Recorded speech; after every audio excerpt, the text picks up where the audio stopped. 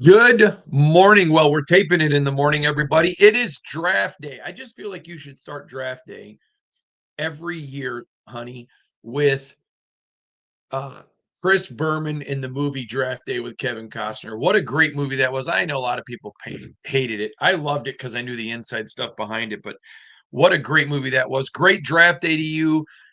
Big day. We got so many emails, and this is our last podcast before the draft. Now, remember, tonight I'll have a podcast after the draft, breaking it all down for you every day of the draft.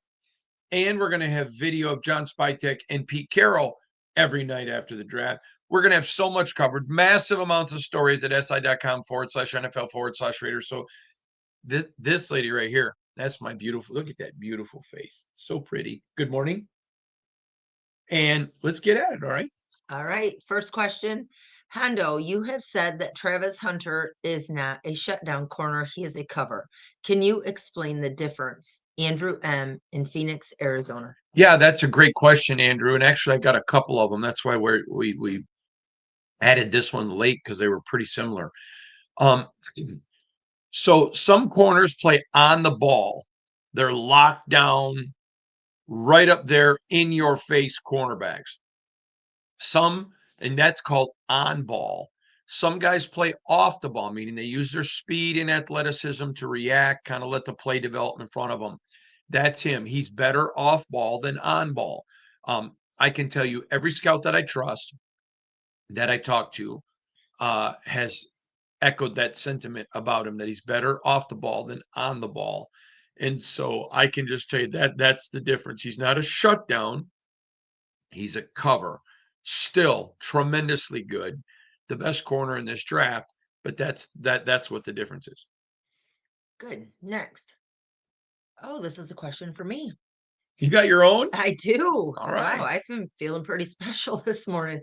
Aunt Shannon, I know that Uncle Hondo isn't a fan. Who do you want the Raiders to pick tonight? From Celise V in Los Angeles. Well, my preference, if I had a choice, is Gene T. But John Spytek has been a friend of my husband's for over 20 years, and he trusts him completely, and not just since he's been with the Raiders. So, um, that being said, I think whoever Spytek chooses is going to be a great choice. Yeah, I've known John 20 years, and I trust him. I know how intricate he was in Tampa. Not because he told me, because the people in Tampa did. And until Gene T proves to be a bad drafter, he gets the benefit of the doubt with me. And not because he's with the Raiders, because you know this. I wanted him to get the Raiders job the entire time I've covered the Raiders. Right. I have suggested him to other teams when they say, who are some young guys? I'm like, John Spytek. So I am all in on the Spytek train. In fact, I'm the conductor on that train. All right. Hi, Mr. Carpenter. Wow. What? Mr. Carpenter, not an Uncle Hondo here. All right. You talked like about Will Johnson and there being questions about his speed. If the Raiders pass on him and go with OL, DL, or RB, do other teams sit there and think with all the connections the Raiders front office and ownership group have with Michigan, and they still pass on a player at a position of need, could you see other teams passing on him and him falling to the second round? God bless, and I love your podcast. Cade in Northwest Arkansas. I think that there may be a couple, but looking at the quality of drafting teams immediately behind the Raiders, and when I say immediately, those 4, 5, 6 spots, but he's not dropping far, because even the teams that, because of the speed concerns, don't have him that high, they all have him in the bottom half of the first round. He's legit. He's going first round. I had someone ask me yesterday on a radio show, with those speed concerns, is there any chance he drops the second round? Nope. He ain't going to be in the second round. All right, next. First, I want to say what a joy it has been to have your wife by your side. I agree with that. As a Raider fan, helping with the podcast, she really brings a fan perspective and love for the Raiders, which always hits home with us and our Raiders. I also want to say, ignore the haters. Please continue sharing about your dad. I wish I would have had someone like that in my life as my dad was in prison. But those Mm. life lessons you share really help me be a better father to my children. And continue sharing your love for the Lord because our world needs more of that. Amen. And less of the division and hate. My question has to do with a comment you made the other day when you said someone had told you that Travis Hunter might fall because of the comments he made about not wanting to play football anymore if he couldn't play both ways. Do you think your contacts sometimes feed you that information to hopefully cause a player to fall in the draft? Do you recognize when they are trying to do that? And do you report it anyways? This is from Semper Fi, 28 years of service. Thomas Gunny Cleary. Thank you Oh for your yeah, service. a Marine.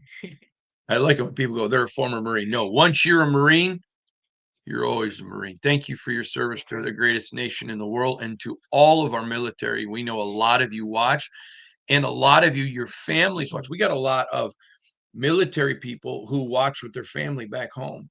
And we hear from you, and we love you so much, and we're so grateful for you. You are the true American heroes. If there's a definition of American exceptionalism, it is our military men and women, all colors, all religions, who just love America and serve her and her people. So thank you so much, Gunny. Couple of things. First of all, it is great to have my wife by my side. And I will tell you, I do a very, on Spotify and Apple, I do a morning 3-minute podcast update every day called Riding with Hondo and Dexter. And yesterday or maybe it was this morning, I don't remember. It's all running together, but I think it was this morning early when we did our Dexter one. He just yells out That was so funny. Raiders, and he's two. It's great. It was hilarious. So this lady has impacted his life significantly, and he was doing it wearing a Raider hoodie, which I thought was pretty funny. Okay, so back to the question. Um, do I think that there are times? So you'll hear me when I talk sometimes, I'll say, this is from people that I trust. And you need to know that when I get a news source, and I get them every year, I am very skeptical, not because I think they're liars or bad people. And usually it's people that I trust who introduce me to people or I get to know them. Um, and so until I have learned to verify their information, I usually don't report it. Or occasionally I'll say, hey, I got this today, you know, and I just kind of will throw it out there for you. But if you listen to how I report, we have tremendous friends that are not lying to me for the podcast. Right. I mean, these are people that we've been to their weddings, we eat with them, we stay at their home, they stay at our home, we're friends, all of that. Our kids know each other, people that, like in your life, that you just trust. And, there'll be times they'll say, hey, I'd appreciate if you didn't report it. Mm-hmm. Then there'll be times that I'll call them about rumors that are out there and they'll say, I'm not going to lie to you, but I would appreciate it, unless you're directly asked, that you don't shoot it down because it may be a smokescreen. Mm-hmm. And that's why sometimes there's some rumors I just won't touch. But no, I have learned to repeat people that I trust. Mm-hmm. Yeah, I'll give you a great example. My dad taught me this, and I think your dad probably did too, because it's a biblical principle. It's not just from my dad, and your father loves the Lord like my dad. But um, my dad used to always say, be careful what you repeat, because if it's a lie, you own it now because you repeat it. You don't get to say, well, this person, no, you own it. Make sure that you know the information you're repeating. And so I am very careful. And there are people that work for teams that I'm very close with that will give me great stuff on the Raiders. And there are times when they'll say, hey, what do you think the Raiders are doing here? And I'll say, I know what they're doing, so I can't talk about it because I would never betray the Raiders. Why would I? I mean, first of all, the the fondness I have for Mark Davis. Mm-hmm. Why would I hurt Mark? Well, it's loyalty. And why would I hurt John? And you know what? Good people don't ask you to do that. Right. They don't ask you. And also, I think you do a ton of research before you report something that somebody says if you don't know them Right. personally. I probably have, I would say 10 to 12 guys on speed dial that I'll always call instantly. Hey, this is what I heard. When there's a pro day, I get all the reports where the Raiders are, who was there from the Raiders, because that tells you a lot too, that kind of stuff. So I think it's a very fair question, Gunny. I think it's very germane, but at the same time, it is not. I think with all this gray hair, how Oh, come no, yours? that's not from me. No, how I don't, wait? How come your hair just stays beautifully blonde? because we pay for it to be that way every 6 weeks. That is hilarious. Maybe we should start paying for your hair. No, Well, that way you can't blame me. I get the Or gray I'll hair. let mine go gray and blame you. No. Keep yours blonde. We'll keep mine gray. But anyways, so that's why I just think with gray hair, I was reading in my devotions yesterday about how gray hair is a blessing for me. It's wisdom. And so I just think with gray hair that um you learn to have wisdom and discernment in how you report things. All right, let's keep going. Hondo, throughout the draft season, you will bring up strategies of good drafting teams. Would you be willing to name teams you feel are good as drafting teams? Also, where it seems a bit evident, would you be willing to name teams that struggle with drafting? Jeff P. from Los Angeles, California. That's an interesting question. That's a great question, Jeff. Well, we're getting a lot of love from LA. Love LA. I love LA. So I'm very disappointed. And I know this isn't LA, but I'm very disappointed the Raiders aren't going back to Costa Mesa this year for training camp. I loved it there. All right.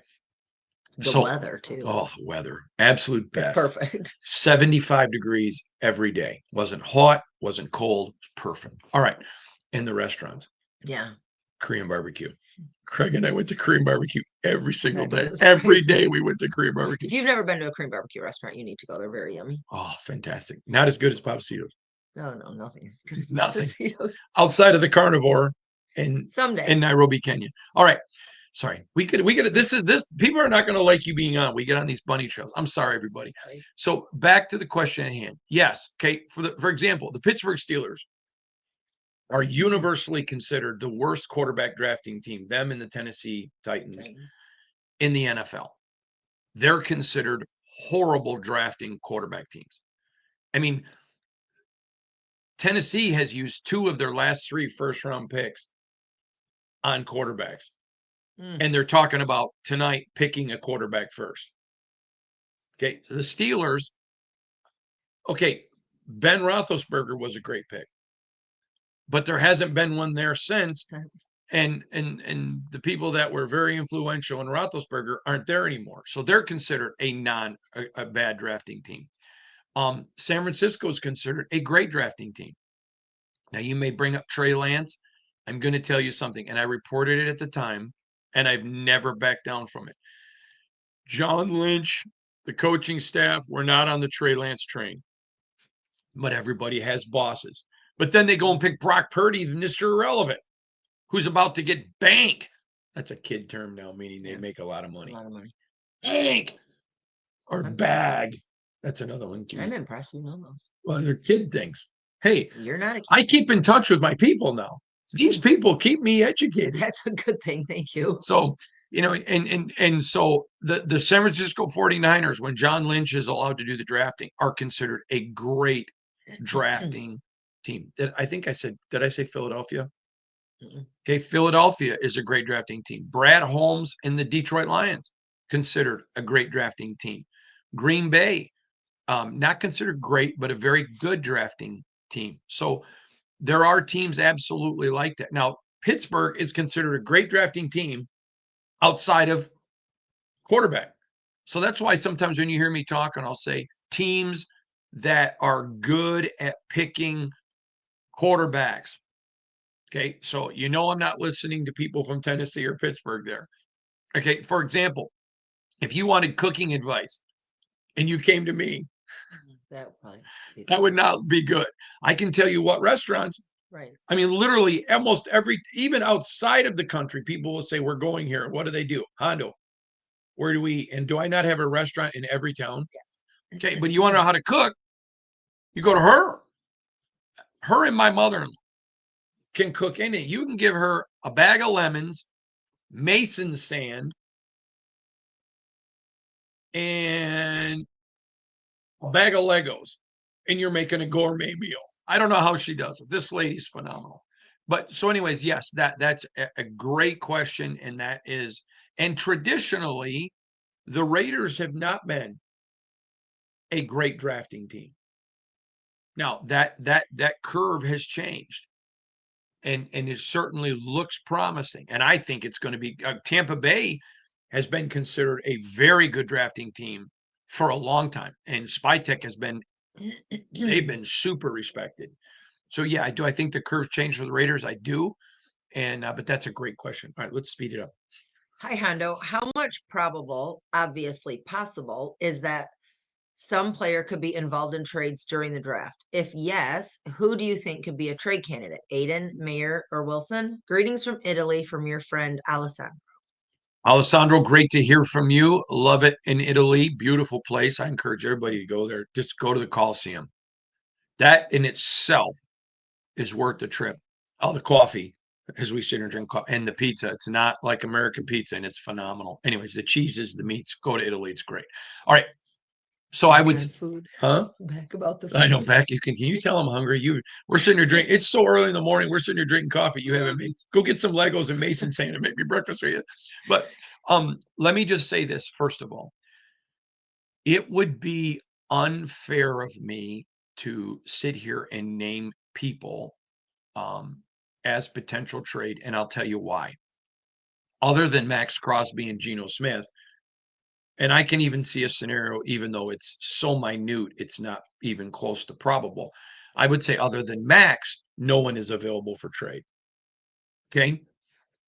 So I'm not, if I name one or two, I will literally get texts or calls. Hey, what do you know? Yeah. Okay. And stop. So I'm not going to do that. But what I would say is, I would not be shocked if there's trades between now and the start of the season. And I have said publicly that everybody's available if it can improve the Raiders. This is the hard part that people don't understand. You love and care for people. And so when you talk about trades, why you want to get rid of me? Mm-hmm.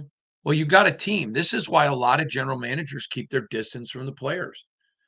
Makes sense. Because they don't want. I know one general manager who his wife and a player's wife, they had two kids the same age. They were in swim school together, like Dexter. They were in the same kindergarten class together because they lived in the same neighborhood. And the guy traded, and his wife didn't talk to him for like 2 weeks. How sad. Why would you trade my friend? He's like, honey, I'm a general manager of a football team. I've gotten, and so moving forward, his wife literally, they moved 20 miles out of town. So nobody near the team were in the schools, and not because they were haters. They just literally did not want to, because it was too hard. Mm-hmm. And so I would just say this. I think anyone not made Max Crosby, I could see a scenario they got traded, some extremely less possible, but still a 1% of 1% chance. But I know that John Spytek is a mover and a shaker. And if he thinks he can improve the Raiders, everybody's on the market. Right. Right. Uncle Hondo, it's your friend and fan from New Mexico. I'm beginning to get somewhat concerned about the wave of Ashton Jeanty support the Raiders are getting to choose him at number 6. I recall you thinking about his intangibles, but concerned with his arm length and fumbling. The first time I had a chance to watch this gentleman run the ball was in the Fiesta Bowl, and he fumbled twice in the first half. I was waiting to assess him versus a high quality opponent, and Penn State was that team.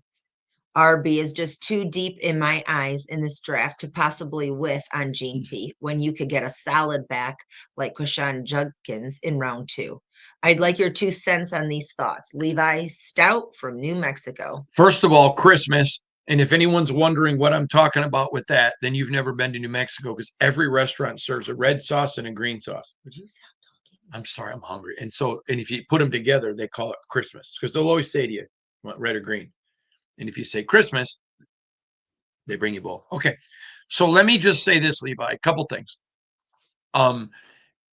Every team I know that does not have Gene T at 1 is because of the fumbling and the arm, which I've already explained in detail. There's no sense getting into it again. You mentioned getting Quinshon Judkins in the second round, and that's a guy with a first round grade. I mean, there are 5 running backs with first round grades tonight. I do not see a scenario, although I didn't see a scenario. Brock Bowers fell to 13, where all 5 of those guys are picked tonight. They should be, but there are so many bad drafting teams. I totally see your sentiment, and I'm going to tell you there are a lot of NFL teams, and let me tell you, 3 of them with a proven track record of picking great at running back, who all agree with you. All of them have Omarion Hampton first, and all of them are like, listen, I'm taking Omarion Hampton before I touch Gene T. And they love Gene T. They love his character. They love his personality. They love on the field, off the field, his work ethic, everything. But that the short arm with the fumbling terrifies them. And ball security means job security. I heard that the other night from a player. I wish I could remember because I want to give them the credit, but there was some player that said ball security equals job security. And I thought that was just a great line. So that's just the reality. All right. Hey Hendo, we keep hearing about bad drafting teams, and we have seen that with the Raiders. Whether it's Arnett, Leatherwood, Tyree, they fail a lot. A perfect example of my question is Ziegler, who took Tyree at 7. I'd say it was a reach. Sure, Tyree had upside, but he was raw and had a low floor. The first round is not a round to take projects or raw players that are 50-50 bust potentials. This explains why the Raiders are always picking in the top of the round. It seems to me teams get hyper focused on upside and not concerned on the potential floor, always trying to be the smartest person in the room.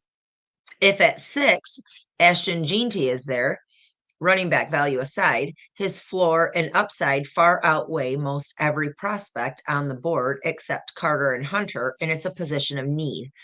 Why should we believe if they pass on Gene T that anything has really changed? They should be taking the can't miss prospect in round 1 versus a Membu, Walker, or Barron who have much lower floors. When teams make their boards, how do they weigh this upside versus floor in their rankings? Do they just hope they have the right coaches to get the ceiling out of the players? Thanks for all your input. Here's to hoping they do right at 6. Jim in Omaha. What a great question. Okay, so I'm looking here. I need you to help me, Shannon. I've got it. It may be right here. Yeah, you're putting that on a very important piece of paper and like that. I'm looking for my top 10 list. I got it right around here somewhere. Can you help me find it? Yeah, you made a statement. What was the person's name? Jim in Omaha? Jim in Omaha. You made a statement, Jim, that I disagree with a little bit. You talked about there's nobody other than Abdul and Hunter with a in comparison to Gene T. Yesterday's podcast, I gave my final top 10, and there were 12 guys because there were 3 tied at 10. I think Mason Graham has a bigger upside than Gene T. And I think Will Campbell does as well. But a Gene T is my 5th best player in this draft. So I would agree with you. I just think there's more than just Abdul and Jaylen Walker. In fact, I have Gene T ahead of Travis. I think I have Travis at, I'm looking here, help me out, honey. I have him at 6, 1 behind Gene T. So what I would say is this. I think you make a great point. Now, all of those other picks, Arnett was the dumbest pick.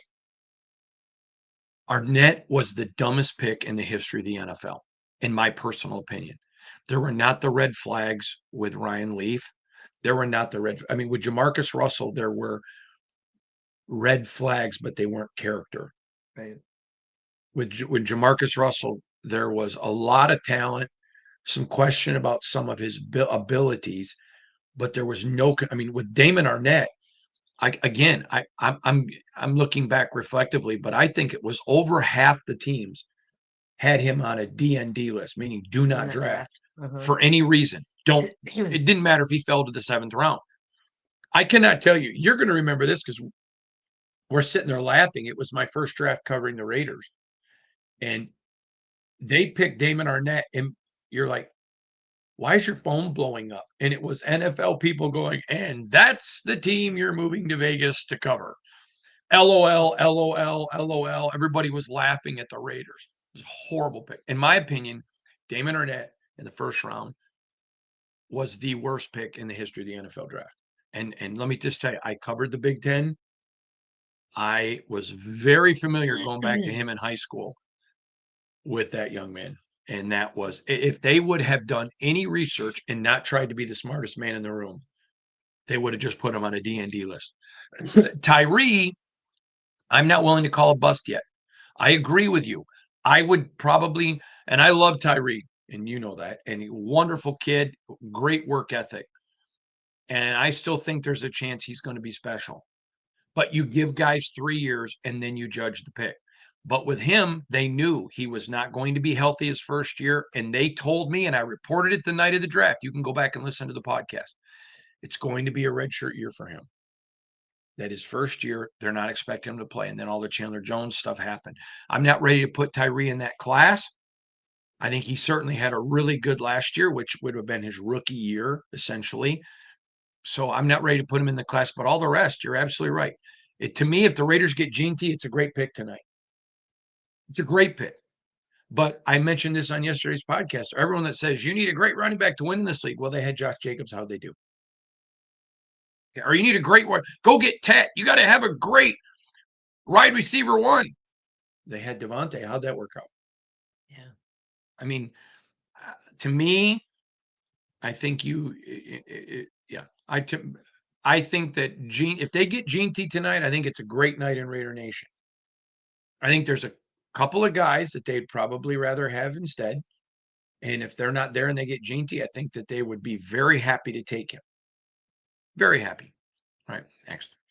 But he also said something about trusting coaches. You absolutely have to trust your coaches. Let me just go back and say this, okay? You know that I love Gruden. Yes. Well, okay.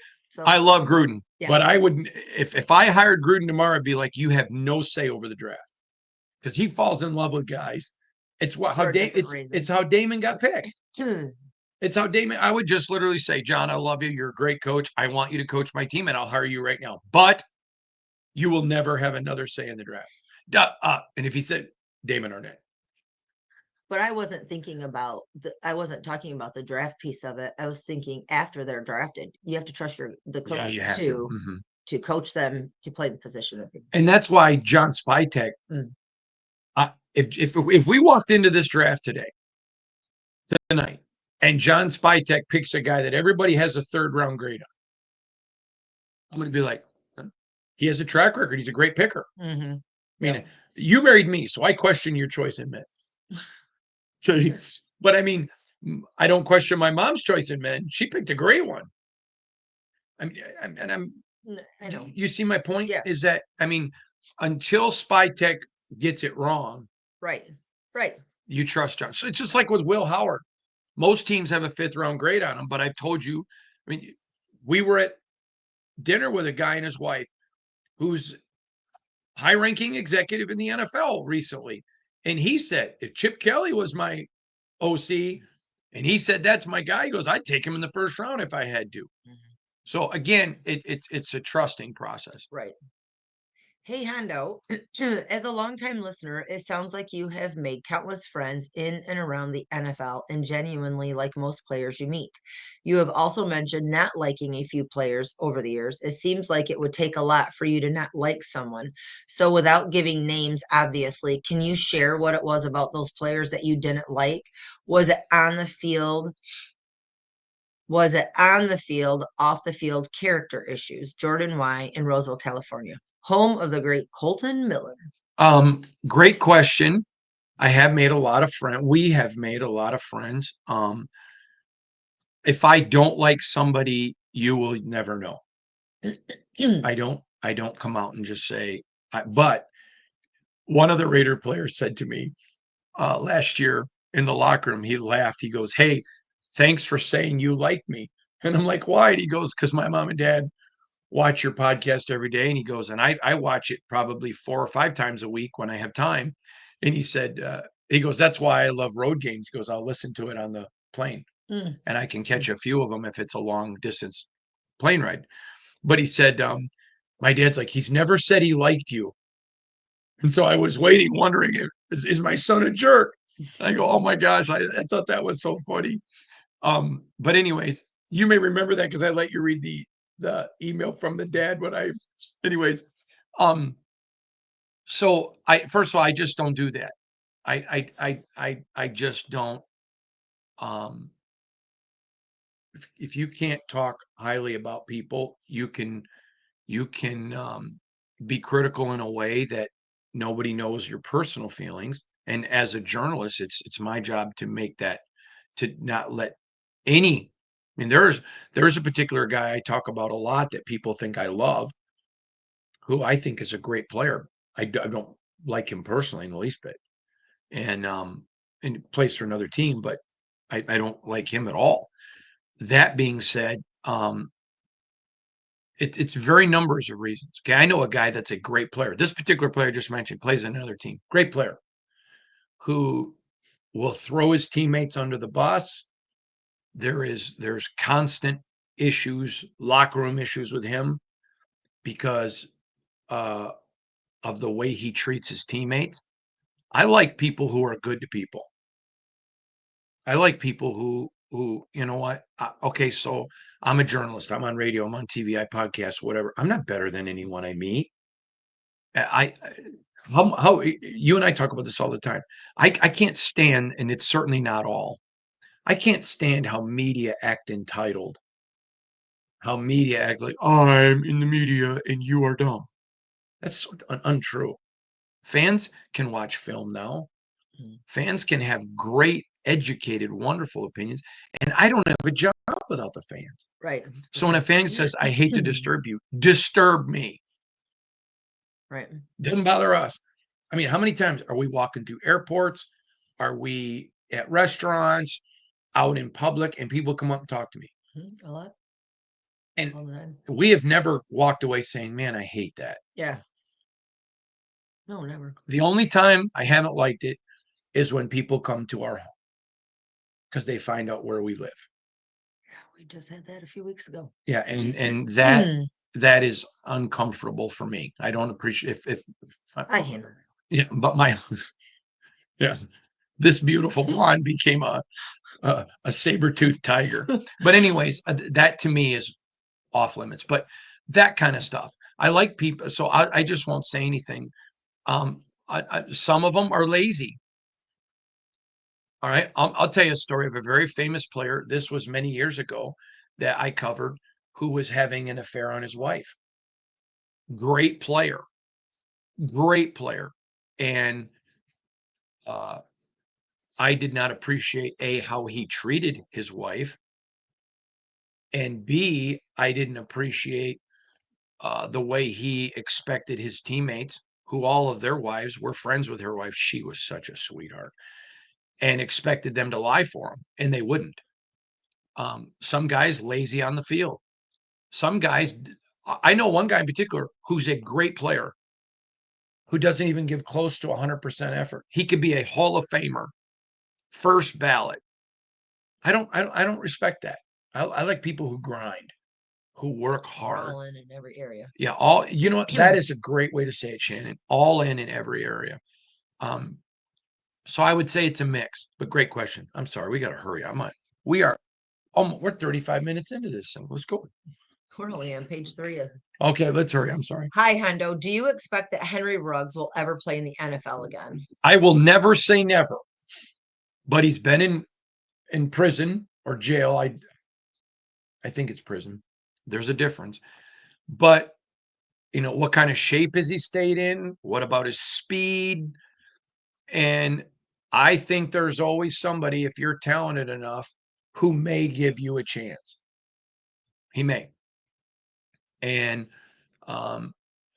when he gets out of the justice system, he will have paid his debt. Mm-hmm. And So do I think there's a chance? Sure. Sure. But do I think it's probable? No. Good question. That was from Robert. All right, thanks, Robert. Hey, great name. That's my dad's name. All right, here we go. Hi, Hendo. Thank you for your quality updates and insightful reports on the Raiders. Your skill and professionalism are very appreciated. I have a question that comes on the heels of the pre-draft press session with Spytech and Carroll. I heard Spytech talk about they're going to focus on the Raiders and focus on the Raiders' needs rather than anything else when going into next week's draft. Spytech also mentioned that there are only 5 teams ahead of the Raiders that they will need to figure out. My question is this: how much does a team need to consider the other team's selections behind them in the draft, especially teams in their own division? And are there times when a team will select a player as a way to play keep away from other rival teams? I asked this question because the thought of a player like Gene T going to the Broncos and being paired with the young, talented quarterback Bo Nix literally brings nightmares to my autumn wind playoff dreams. How much, if any, does Keepaway Drafting play into the chess game of player draft selections? And are there cases when a team will select a player so another rival team doesn't get that difference maker who can cause your team major problems full multiple years into the future? Thanks for all you do, Chad. I have never heard of a team drafting to play keep away. Me either, but it was actually a good It was question. a very interesting. I'm not minimizing Yeah, the question. no. What was the gentleman's name? Or the Chad. lady? Chad. So no, I've never seen that ever. And he also mentioned that Spytech said he was drafting for need first. I can tell you, I have never heard Spytech ever say that, privately or publicly. Now, if BPA, best player available, and need is if 2 guys have the same grade and one fits a need, then you use need to break a tie. That makes sense. But you always take the best player available. I've never heard him say that, but I've never heard a team doing takeaway. I know I have heard teams that will pick a guy they really want and are thrilled they didn't go to a rival. But I've never heard a team say, well, we don't really want this guy, but we don't want our rival to get him. Well, if you don't really want him, they're only 53 roster spots. Right. Right. I mean, I married Shannon because I wanted Shannon. Everybody in my world would have wanted Shannon. But I didn't say, well, I'll marry Shannon, even though she's not my first choice. So Steve Lopez doesn't get you. Sorry, Steve. Love you, brother. Or I'm gonna take you so Seth Schmidtman or Chad Dennis doesn't. Those are some friends of ours from school. No, that's funny. I wanted Shannon. And it wasn't to keep you from them, although the thoughts of you marrying them makes me sad. Chad. Chad was wasn't he your first date? My only date in high school. Okay. And we went to pick up my Class ring. Love you, Chad. Chad's a great friend of ours today. Okay, go ahead. Hey, Hando, this is Robert from Salem, Oregon. Just a quick question for you. Another Robert? Mhm. I love it. With this being a big year for running backs and that being an area of need for the Raiders, how much of a factor is the number of carries and the pounding they've already taken in college Huge. when a team is looking at drafting a B? Ashton Jean T has 750 carries over 3 years, almost half of those being last year. Take care and blessings. Great question. And it absolutely is important. And if you looked at my mock drafts, I had several times the Raiders not taking Gene T because I thought he went before. I think there's a good chance he goes to Jacksonville. I think there's a good chance somebody trades up to get him. But in this deep of a draft, if somebody drops up and gets a Gene T and one of your can't miss guys is falling, then it's no big deal because you can go get a Quinshawn Junkins who ran with Travian Henderson, doesn't have as much wear in the tires, hopefully at the end of the second round. Or if all 5 of those guys are going and there's one left, then you move up into the. But I talked about Damian Martinez from Miami, which you can get later too. So yeah, I think that plays in huge. Great question, Robert. Hi, Hendo. I enjoyed the topic yesterday about the Raiders using AI in the draft. I completely agree that AI is going to be a game changer for teams that embrace it. It will It puts the Raiders in a comfortable position because AI will play out various scenarios for the Raiders management and allow them to make sound decisions because they will feel like they have already, quote unquote, been there. It visualizes the draft for spy tech. Now, back to the draft. I was a big fan of Audrey Jean, and I still am, but Jaylen Walker has become my favorite. Matt V from Oregon Coast, God's country. Oregon's so beautiful. I know, but so is a lot of other places. That is beautiful there, though. Oregon is gorgeous. Let me just say a couple things.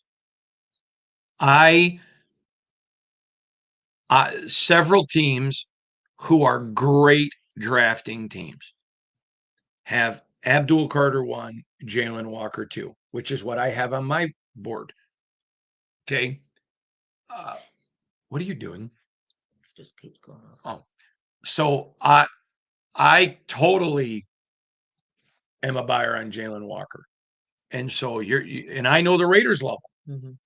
So I don't know one team that doesn't love him. Now they have him rated in different places. The lowest grade that I know good drafting teams have Jaylen Walker is 3rd or 4th. But they still would take him. They have a 1 overall grade on him. So yeah, I love Gene T as the pick. I think he's a great player. But what did it do with Josh Jacobs? I thought he was a great running back, and I love Josh, but I thought Josh was a very good running back.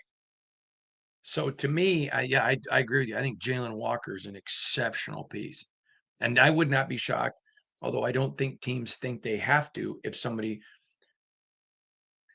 Shannon and I know one team that is considered a great drafting team, one of the best drafting teams, who loves Jaylen Walker. I would not be shocked if they moved up because there's not as much people wanting to move up this year unless the prices drop.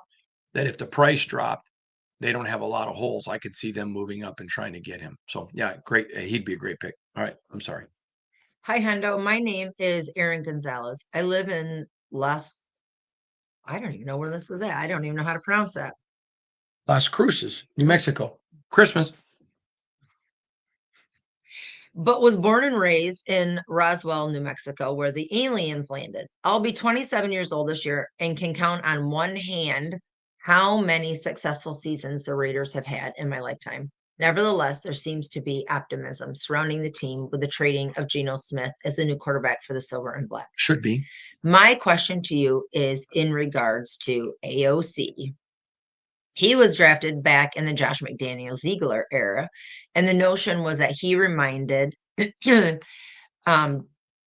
Daniels of Tom Brady due to him being a true pocket passer and having great accuracy. Mm-hmm. Are you aware if Tom Brady has had conversations with JMD about what O'Connor could be as a quarterback and what JMD saw in him? I'm wondering if the new general manager, Pete and Tom Brady, think that O'Connor could still have a future as a possible starting quarterback for the team. It's O'Connell. I know that you just called him O'Connor. Oh, yes, O'Connell. Sorry. It's O'Connell. Yes, I know that Josh and Tom talked a lot about Aiden, and I know Tom's worked with Aiden this offseason. Aiden talked about that. In fact, Mike Dixon, Vegas Sports Today, him and Sean Zettel, they do a great job. They're a great media company. Vegas Sports Today did a great interview with Aiden O'Connell this offseason, and Aiden talked about working with Tom. Yes, that's why when I reported that, a lot of people were asking me about, is Aiden O'Connell available for trade? Yes. But the Raiders aren't shopping him and they're not looking to get rid of him. Now they would, but they would almost everybody. But yeah, there's still a lot of people in that building that have seen a lot from Aiden, think he could be something, but he's put a lot on film that but yeah, they have talked, and Tom doesn't waste his time. He's not investing in a guy if he doesn't think a guy's have potential. Yeah, for right. sure. He has a quick side note. If you ever go to New Mexico, you must stop by a restaurant here in Las Cruces called Endelis. It's a Mexican restaurant that I can guarantee will knock your socks off more than Papacitos in Texas. You might have to try that. You and I both know there's no We restaurant have in to America. try it. But do you agree? There's no restaurant in America that compares to That Papacitos. we have found. I would agree. Get the grilled quail and the queso dip and the Tortillas. tortillas. It's like flatbread. You know what tortillas are. I know, but I'm not saying it right.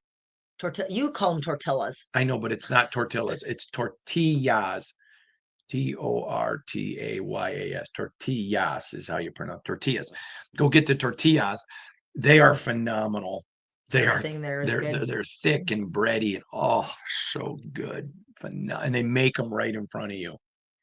Yum. You have to admit, you love Papacitos too, don't you? I wouldn't want you to fly me down there every year for my birthday just to eat Yeah, there. every year on her birthday, we fly to Texas. We eat there for lunch and dinner and then fly home that night. That's her birthday. It's not a lie. It's her birthday dinner. All right. Love you, Uncle Jerry, Aunt Marlene. Warning, Adam, Crystal, not football specific. Vivian, That Ford, was your Nicole, Lexi. Sorry, it's our that family. was your warning. It's not football specific. All right. So last question, not football specific. You can go now. All right. Dear Uncle Hondo, I love my Raiders, and over the last several years, watching and reading what you do every day has made me feel like I was actually in the locker room. Oh, that's But kind. I want to say something to you and Aunt Shannon. My parents divorced when I was young, and my dad was nowhere to be seen since I was 8. I've had to learn to be a man on my own. When you first recommended Wild at Heart a few years ago, I bought it fast. I love it and have bought so many copies for other people. And I love that Aunt Shannon comes on now and read your questions. You might not understand because you had a dad, but the way that you look at her and respect and love her has really taught me that I needed to do some things different in my marriage. Your podcast has helped me change so much that now my wife, Debbie, who wasn't a football fan, now watches the pod with me every day and loves the Raiders. You provide the best Raiders news, but thanks to you all, you provide the best info on life. We started going to church in January and really wanted to follow your example with God. I guess my question for Aunt Shannon is any advice for me as a husband? And Debbie wants to know if Uncle Hondo has any for her. We appreciate you both, Pale and Debbie H. Well, can I go first? Sure. Debbie, I would give you this advice that you can learn from my wife. My wife has the heart of Jesus. She is a great forgiver. You're not a person. I know a lot of ladies who hold grudges, and you are so quick to forgive. That is, I am amazed at my wife. I mean, she's beautiful, and I love that part of her. Not gonna lie, I think every husband wants his wife to be hot. But she constantly amazes me with her ability to forgive. And I'm not just talking about me. I'm constantly amazed at her ability to forgive. And you have a heart like Jesus. You really see. I've heard you in our prayer time when you'll say, "Lord, help me to see this person the way you do." Always say that. Mm-hmm. And so if you want to be a great wife like Shannon, and she is the best, absolute best, I would tell you, develop a heart. I'm glad you're going to church, but develop a heart like Jesus. Ask the Lord to help you see people the way he does and be a quick forgiver. My mom and dad were married a long, they knew each other 2 weeks and got married. And my mom and dad had a sign that hung in their house. I think when my dad died, my mom gave it to one of my brothers because I wanted it and she didn't have it. That said, a good marriage is a union of two good forgivers. That's super true. And my mom and dad, man, they practiced that. And that was one of the things about Shannon that just, I mean, obviously the beauty, but you have the heart of Jesus. And I love you, but I respect you for that. You are a great example to me. And man, Debbie, you want to be a great wife, be a great forgiver because you just grab your husband's heart. And it is very, you have to really try hard to not love somebody who's a good forgiver. You're not a pushover. That forgiveness doesn't mean you're not tough, but you have the heart of Jesus. So that's my advice to Debbie. Be like Shannon. You don't have time in your life to waste it on, for me, to waste it on anger and live like that. That's why it's like I just walk in forgiveness and just do it before it ever even happens. If that's your lifestyle, then you don't have to worry about it.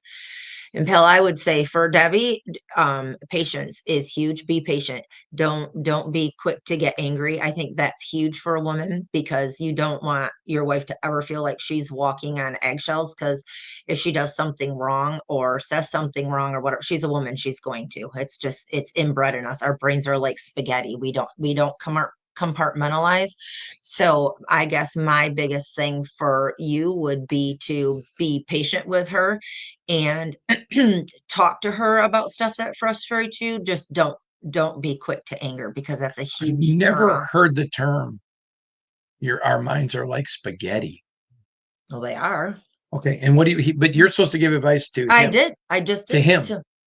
I just did. I told him to be patient Oh, with oh, her I'm sorry. and not be quick to anger, and to talk to her. Don't yell, just because you will win her heart if you are patient and you are slow to anger. Talk to her before it gets to that place, because she will respect you for it. And never ever ever let her feel like she's walking on eggshells. Always give her a place of security, so then she never has to wonder. Two people who love Jesus above everything will never ever be divorced. So if you're frustrated or you're mad, either one of you, just think, you know what, I love Jesus more than I do my husband, so I'm gonna let it go. He's human, Jesus isn't. Well, he was when he came to Earth. Well, I know, but he's not now. Right. But that's a great point. And I would just say to you, brother, love your wife and give her security. It's huge. Security. I think Shannon would agree. She's not concerned about me wandering with other interests, and Right. and provide for her. Give her security. You give her security and she'll give you a Everything you want. everything in the world you want. All right, everybody, it's draft day. Go watch that movie Draft Day. I love it. I love the movie Draft Day. I guess because I know the stuff behind it. Thank you for joining us. How long was the pod today? Oh my word, over 50 minutes. God bless you, everybody. Bye.